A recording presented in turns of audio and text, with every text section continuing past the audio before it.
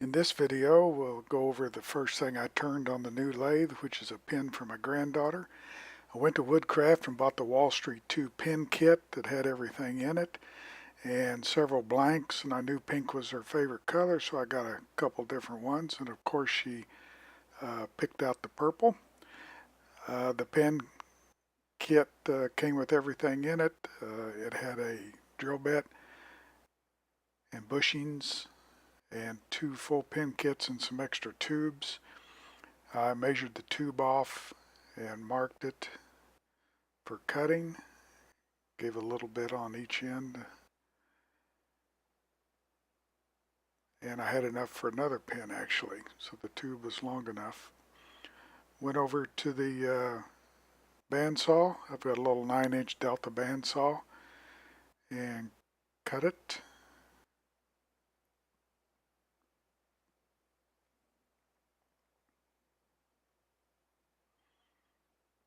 Then we went over to drill the tube out, and I only caught, I'm not sure what was going on here. I think I zoomed in when I shouldn't have, but I went through and cleared the drill bit out several times. It wasn't that long of a tube.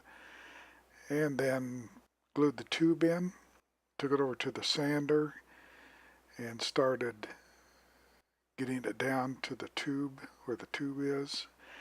And I'd sand it and then turn it, sand it and turn it to keep it as square as I could. Both came out shiny. Then we went to turning. This is 4 times. And I've got an adjustable mandrel.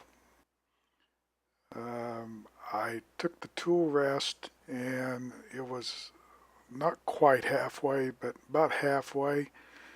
You can see that I had a roughing gouge is what I started with, and it took it up about 2/3, maybe 3/4 of the way up. Seemed to do and cut all right. Fairly smooth with it, going down with it.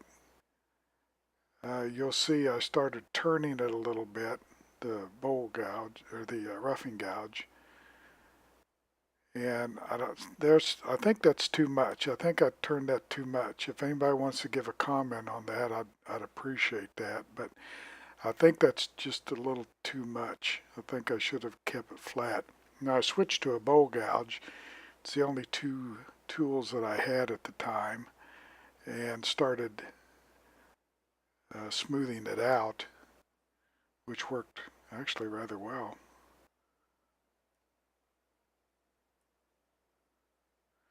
It seemed like the strands on the blank were long and thin.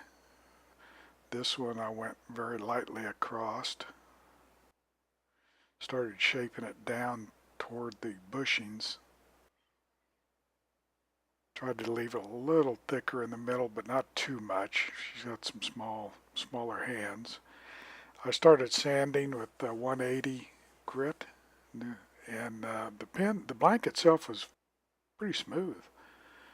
I was kind of surprised. I thought it would be a lot rougher than it was.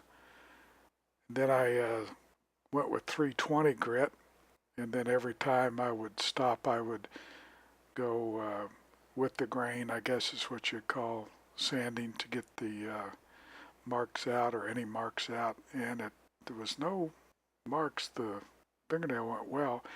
So I started on the micro mesh, and it occurred to me about halfway through this, I bought these pads from Woodcraft. They're 3x4, and I should have cut them into 4s because it's kind of too much and a little too awkward. But as you can see, I would go through. I started at the 1500 and went to the 12,000, and every time I stopped, I would go with the grain again, or horizontally. And then each time between the pads, I would wipe it down with a paper towel, a little moist, and then I would use the other end of it to make sure it was dry. Also made sure I got the bushings in case anything was out there. And then finished up on the pad. Then I finished up with Hut Ultra gloss polish. It also came from Woodcraft. It glossed it up really nice. Came out really good. I don't have the assembly on, but the assembly was pretty cut and dried. Just follow the instructions on what went first. I used a hand clamp, one of those squeezable hand clamps. At the time I didn't have a pin press, but it seemed to work out pretty good. Everything went together real well.